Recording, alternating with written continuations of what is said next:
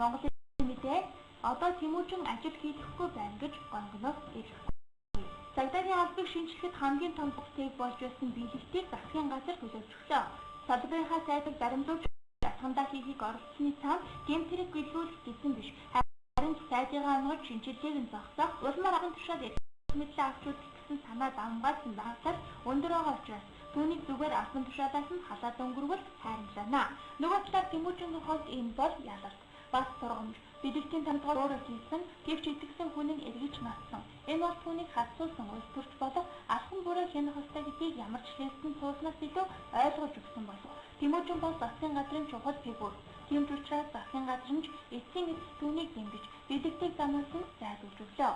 Ингэснээр тэрээр Тэмүүжин шинжилгээ хийж чадахгүй нь бололтой хэмээн эргэлзэж байсан хүмүүсийн эргэлзээг тайлж, эхэлсэн ажлаа дуусгах итгэл дүүрэн байгаагаа харууллаа. Мөн түүнчлэн байр суурь нь ямар батгүйх байгаа вэ гэдгийг өөрийнх нь эсрэг зогсчид дараагийн бусад дарга нарт мэдрүүлсэн хэрэг боллоо.